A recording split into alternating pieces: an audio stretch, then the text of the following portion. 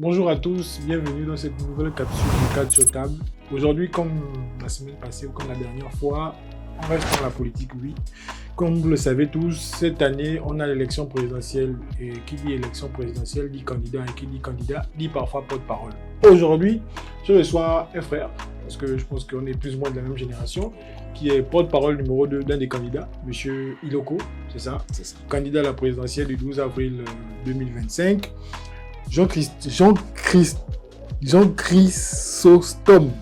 C'est ça. Vraiment, je n'ai pas voulu écorcher son prénom, qui est porte-parole, comme je disais, numéro 2 du candidat et avec qui on va échanger plus ou moins sur les dernières activités de son candidat, mais aussi revenir un peu, parce que le plan de société, là, on n'a pas reçu ça. On nous a lancé des bribes et tout, donc on espère que le porte-parole va plus ou moins revenir sur certains points. Alors, déjà, bonjour. Bonjour. Comment allez-vous? Ça va, merci. D'accord. Récemment, votre candidat a entrepris une tournée à l'intérieur du pays. Concrètement, quel était l'objectif? Bon, déjà, merci encore de nous inviter sur votre plateau. Et c'est toujours un plaisir de pouvoir s'exprimer au nom de son candidat, surtout la candidature à l'élection présidentielle.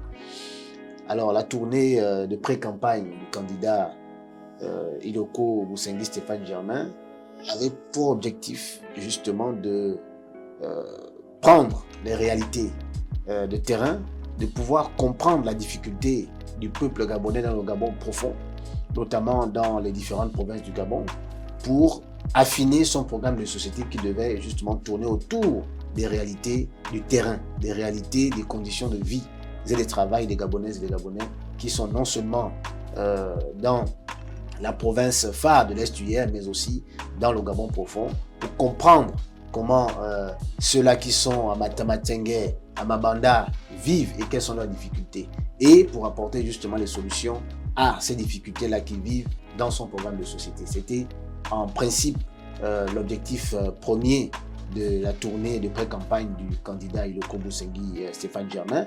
Maintenant, le deuxième objectif, bien évidemment, on ne peut pas gagner une élection présidentielle si en réalité on n'est pas très connu sur l'espace complet du territoire national. Donc il fallait aussi qu'il se fasse connaître du peuple gabonais dans son entièreté, pour que au moins lorsque la campagne s'ouvrira, quand il repartira vers son peuple, les gens bien évidemment le reconnaîtront.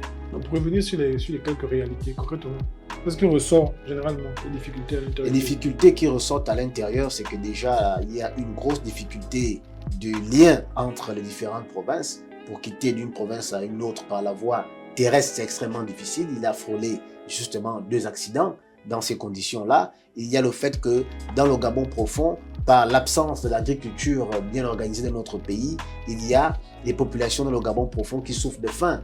Il y a un manque criard d'infrastructures scolaires.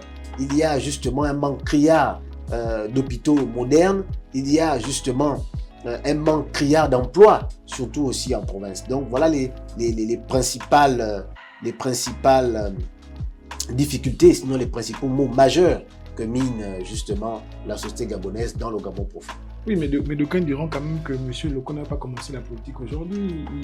Il a été membre du Parti démocratique gabonais. Il a fait quand même le tour du Gabon. Il connaissait ces réalités-là. Est-ce que les gens, parce que vous qui étiez là-bas, est-ce que les gens n'étaient pas sceptiques au début, en mode, bah, il vient là, il connaît quand même un peu nos problèmes, concrètement? Est-ce que c'est parce que là maintenant il est candidat? Vraiment, c'était quoi l'approche en fait? Non, ce qu'il faut dire, c'est que le docteur Iloko, déjà de par sa fonction, il est médecin. Okay. Il n'avait pas donc la possibilité de pouvoir faire le tour du Gabon comme il le voulait. Il a été inspecteur général des services de santé. Et justement, ce qu'il faut dire, c'est que lorsqu'il a été dans ces provinces-là durant la tournée de pré-campagne, le docteur Iloko a été très bien accueilli par les populations. Et les différents voyages qu'il a pu faire dans l'intérieur du pays n'étaient pas des voyages à caractère d'homme politique qui visent justement à se présenter à une élection présidentielle, sauf lorsqu'il est allé dans son village à Nimongo, où il s'était présenté aux élections législatives. Et pour l'heure, les populations ne le connaissaient vraiment pas.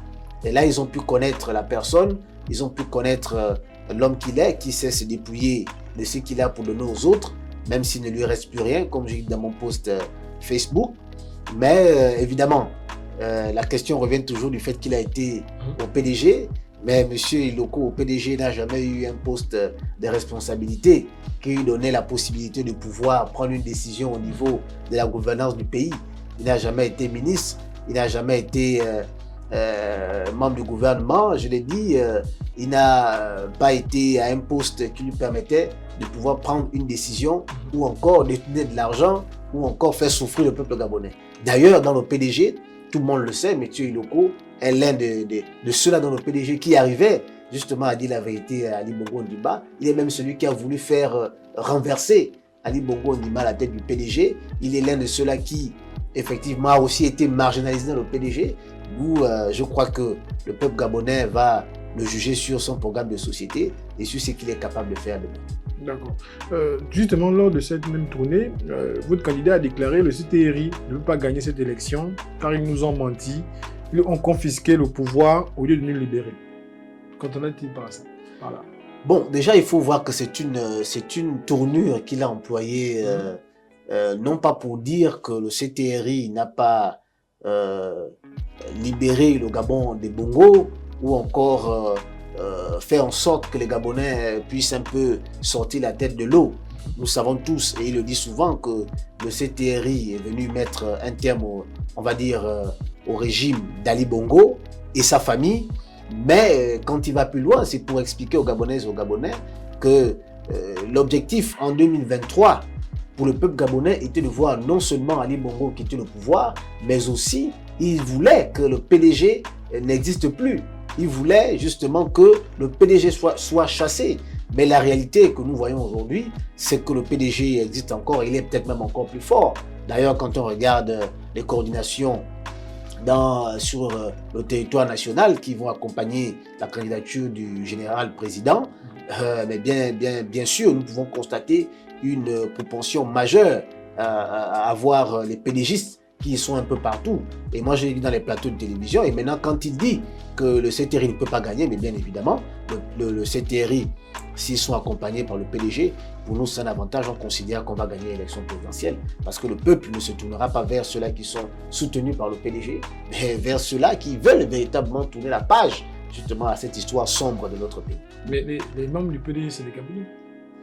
Oui, les membres du PDG sont des Gabonais, et puis comme nous l'avons dit, ce n'est pas tous les PDGistes qui sont mauvais. Ça, nous l'avons dit. Mais nous pouvons voir, effectivement, nous savons, parce que si je dis aujourd'hui que X est mauvais, demain on me dira il faut la preuve et puis on va dire diffamation. Mais donc je préfère dire que nous voyons, nous savons ceux-là qui ont mis le pays au sol, ceux qui étaient là, ceux qui se sont enrichis, ceux qui veulent que leurs enfants reviennent encore pour gérer. Et puis nous, qui sommes des enfants des familles modestes, on ne puisse pas accéder justement à certaines fonctions.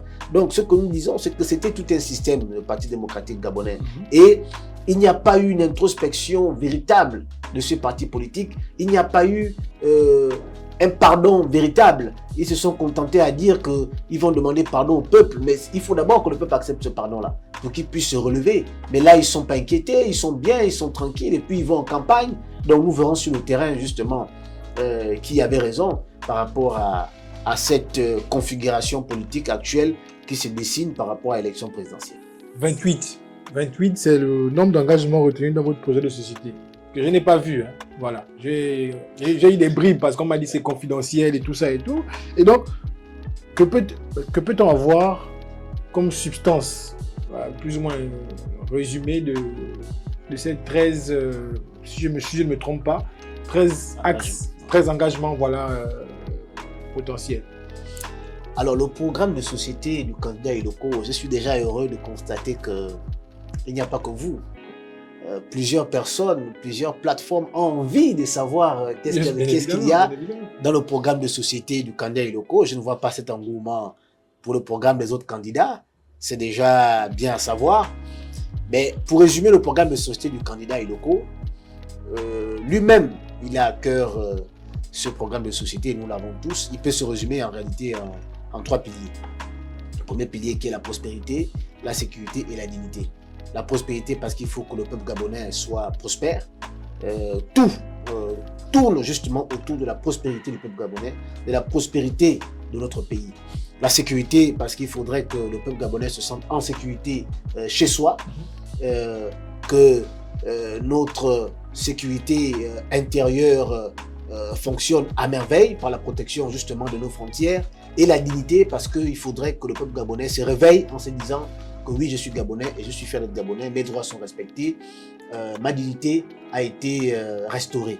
Alors, dans le programme de société du candidat Iloko, je vais vous citer justement quelques axes. Vous avez le social, par exemple, où le président Iloko a enfin le seul candidat qui a pensé à créer une allocation chômage. Bon, on n'a pas encore le projet des autres. Pour ceux qui... Non, mais s'il y a ça dans le programme de l'autre, c'est qu'ils se seront appuyés sur le programme de D'accord.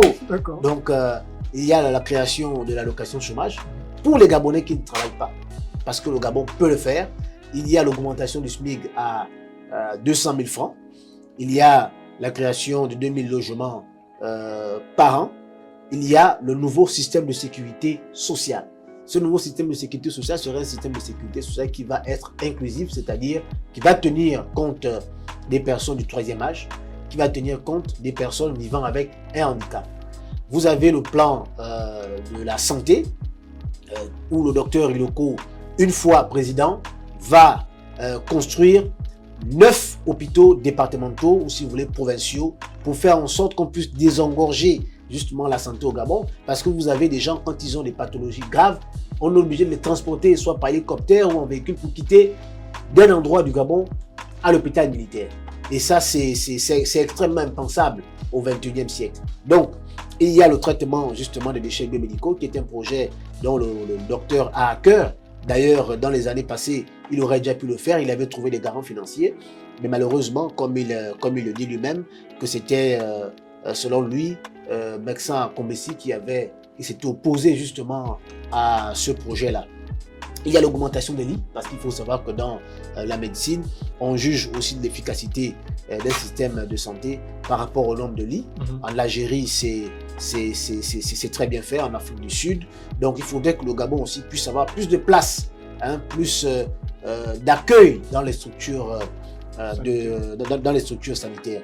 Il y a la question de l'agriculture, où le candidat va faire du Gabon un pays autosuffisant de manière alimentaire, et il va justement mettre en place le programme de l'agriculture par la recherche, comme ça s'est fait au niveau de l'Éthiopie et du Ghana. Parce qu'en Éthiopie, dans les années 1970, vous savez que l'Éthiopie était un pays qui vivait dans la famine à cause du désert, à cause du climat. Justement, il y avait des gens qui mouraient justement de faim. Et avec l'aide d'un chercheur américain et l'aide des agronomes justement autochtones du pays, ils ont pu réaliser le projet d'agriculture par la recherche, et ils ont réussi. L'Éthiopie aujourd'hui est, soit après ou avant la Côte d'Ivoire, l'un des pays, premiers pays exportateurs des premières nécessités en Afrique. Alors nous, au Gabon, nous avons un pays où la pluviométrie est favorable, mais malheureusement, nous n'arrivons pas à faire en sorte que l'agriculture puisse décoller. C'est une question justement de l'absence de la volonté politique. Parce qu'en réalité, on constate que certainement, ils ne veulent pas. Parce que le peuple gabonais, aujourd'hui, meurt de faim. Lorsque le candidat était en province, a fait sa tournée, il s'est rendu compte que c'est à un niveau catastrophique. Et donc, il y a également le programme sur l'énergie. Nous allons créer 4 centrales thermiques électriques pour faire en sorte que maintenant, tous les foyers gabonais aient l'électricité. Parce que le premier extrait, nous l'avons vécu pendant un temps où c'était infernal. Un petit pays comme le Gabon ne peut pas avoir des problèmes d'électricité. Il doit même en fournir aux pays voisins. Ça ne doit pas être le contraire. Il y a justement l'aspect sécuritaire, où le candidat a prévu justement revoir la sécurité de nos frontières. À ce jour, dont nous estimons qu'elles ne sont pas au niveau souhaité. Il y aura une immigration qui sera sélective. Plus personne ne rentrera au Gabon n'importe comment ou n'importe où. Ce sera bien organisé. Il y a la réforme institutionnelle et constitutionnelle. D'abord constitutionnelle par la révision de la Constitution, parce que effectivement le candidat a trouvé que cette Constitution tournait autour d'un seul homme. Cette Constitution ne garantissait pas totalement les droits de la population à se défendre si le président devient un tyran ou un dictateur. Il n'y a pas quelque chose de prévu pour que le peuple puisse effectivement se défendre. Donc, il y aura la révision de la Constitution pour faire en sorte que le mandat passe de 7 ans à 4 ou 5 ans, selon le choix. Il y aura renouvelable justement une seule fois. il y aura justement dans la Constitution les garanties nécessaires pour que tous les Gabonais puissent se présenter à l'élection présidentielle. Il n'y aura pas d'exclusion. Oui, ce seront les Gabonais de souche, mais il y aura une facilité justement à composer son dossier à l'élection présidentielle. Donc, ça va déboucher à la révision également du code électoral où tous les candidats dans ce code électoral pourront aller à chance égale, même s'il y a un président en exercice qui est candidat, tous les candidats auront la possibilité d'aller au minima à part égale. Et donc, voilà un peu en substance, il y aura aussi la réforme de la justice, parce que le candidat va justement réformer le secteur de la justice. Nous allons restaurer l'état de droit. Une justice sociale, une justice pour tout le monde, une justice qui ne favorise pas le riche, une justice qui ne favorise pas le pauvre. Il y aura l'application stricte des procédures, justement du code de procédure pénale qui sera revu. Nous allons travailler avec les magistrats, parce que les magistrats, il faut dire qu'il y a eu dans notre pays trop d'intrusions dans la justice. Et ça nous amène justement à la Constitution qui va garantir véritablement la séparation stricte des pouvoirs. Ce ne sera pas une séparation simplifiée, mais ce sera une séparation stricte des pouvoirs où le gouvernement ne pourra plus aller s'introduire dans le pouvoir judiciaire. Et donc, à partir de ce moment-là, nous allons restaurer, sinon promouvoir la démocratie dans notre pays. La démocratie sera l'une des premières valeurs, sinon la bonne gouvernance, parce que la bonne gouvernance fera en sorte que nous évitons de rentrer, comme d'habitude, dans la corruption, dans les personnes qui ont pillé et volé l'argent du pays et qui ont envoyé par cet argent leurs enfants apprendre à l'étranger et qui voudraient être là et qui voudraient encore être là et qui voudraient que leurs enfants reviennent et qui ont détruit le système éducatif. Parce que dans ce secteur éducatif, justement, le docteur Ileko a prévu de construire non seulement 2000 salles de classe, urgemment, mais aussi construire des écoles dans chaque province. Une université par province. Ce qui fait que nous allons organiser des mixtures. Un étudiant qui est à Libreville peut aller aisément étudier, par exemple, à OIM. Par exemple, l'université de OIM pourrait être l'université agricole, l'université de Makoko pourrait être l'université, par exemple, des métiers du fer, l'université de France-Ville pourra aller. En tout cas, il y aura un mixage qui fera en sorte que les Gabonais ne seront plus séparés des uns des autres. Ils vont être mixés pour faire en sorte qu'ils puissent travailler entre eux. Et il y a bien évidemment le plan de la culture où nous allons faire en sorte que les droits d'auteur soient effectifs dans notre pays. Il y aura un cadre juridique qui sera mis en place pour que, portant justement attribution et fonctionnement dans le secteur de la culture, pour récompenser et accompagner et soutenir justement les artistes gabonais, ceux qui ont un art, ceux qui savent vivre justement de leur art, pas les aventuriers, mais ceux-là qui sont bons. Nous allons justement favoriser la méritocratie. Et il y a enfin le dernier pan qui est le pan de la presse, qui est le 4e pouvoir. Nous allons faire en sorte qu'il y ait une presse réellement indépendante. Parce que vous avez vu, lorsque le président Oligui a pris le pouvoir, il a donné des moyens à la presse, surtout la presse publique. Ils ont eu les moyens. C'est vrai qu'il y a une presse privée qui bénéficie justement des subventions de l'État, mais la presse publique a eu les moyens. Ils ont eu les véhicules. Et lorsque le président les a reçus, il leur avait dit justement, allez dans les moindres recoins du pays, prenez l'information et apportez l'information. Mais à quel moment vous le voyez? Vous voyez, on ne peut pas dire que c'est le président Oligui qui demande aux premières chaînes de télévision de le montrer tous les jours à la télé, mais eux-mêmes ils se sentent obligés de le faire. Pourquoi? Donc nous allons faire en sorte qu'il y ait réellement une totale indépendance des médias publics. Il y aura une équité dans les programmes, il y aura justement une revalorisation de la presse et il y aura véritablement une protection des lignes de presse, parce que la presse doit être protégée car elle incarne justement le 4e pouvoir qui fait en sorte qu'un État reste un État de droit, un État avance dans le bon sens et un État avance pour l'intérêt majeur de ses populations. Voilà un peu en substance le programme de société du candidat Ileko Boussengi Stéphane Diatta. Certains candidats ont mis à disposition du public sur Internet leur projet de société. Qu'en-est-il de votre candidat? Bien, vous savez, le projet de société, ce n'est pas quelque chose qu'on prend avec de la légère. Comme je vous ai dit, le projet de société du candidat Iloko a mis un peu de temps parce qu'on ne peut pas rédiger un projet de société si je ne sais pas ce que ceux qui sont à Mabanda vivent. Si je ne connais pas les réalités de ceux qui sont à Matata vivent. Si je ne connais pas les réalités de ceux qui sont à Moué vivent. Si je ne connais pas les réalités de ceux qui sont à Mouabi vivent. On ne peut pas rédiger un projet de société parce qu'il faut le candidat à l'élection présidentielle. Je fais un projet de société pour les Gabonais qui sont en zone rurale et puis ceux qui sont dans les villages, on ne fait rien.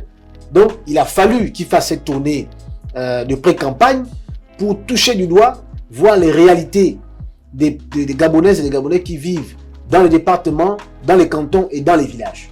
Et à partir de ce moment-là, il fallait maintenant ajuster le programme de société. Et cela est fait. Donc, le moment venu, le candidat Iloko va justement divulguer son programme de société et il va l'envoyer partout où justement le besoin se fera ressentir. Alors, si au soir du 12 avril ou à la date où seront rendus les résultats, votre candidat est déclaré officiellement président élu du Gabon, quelles seront ces 2 premières mesures? Alors, merci encore pour cette merveilleuse question. Vous avez vu que lorsque le président Donald Trump a été élu, il a pris un certain nombre de mesures rapides par décret. La première mesure du candidat Iloko sera justement la mesure qui s'inscrit dans la réforme institutionnelle, dans la réforme de l'État. Ce sera de mettre justement un terme total à la transition par la dissolution de toutes les instances de transition. Parce que jusqu'à présent, toutes ces instances-là, le Parlement, c'est le Parlement de transition, le Sénat, Sénat de transition, la Cour constitutionnelle de transition. Donc, il y aura par justement un décret pris par le président de la République, la fin de toutes ces instances-là et le redépart pour réorganiser les élections générales et la reconfiguration de la Cour constitutionnelle. Deuxièmement, la deuxième étape, sinon la deuxième réforme majeure, s'inscrira sur le point de la prospérité du peuple gabonais, c'est-à-dire que le président va mettre justement en place ce qu'il a dit par rapport à l'allocation chômage et l'augmentation du SMIC. Ce sont les 2 mesures majeures qu'il mettra en place dès qu'il prendra le pouvoir. Monsieur Jean, merci. Merci à vous. À la prochaine et rendez-vous après le 12 avril.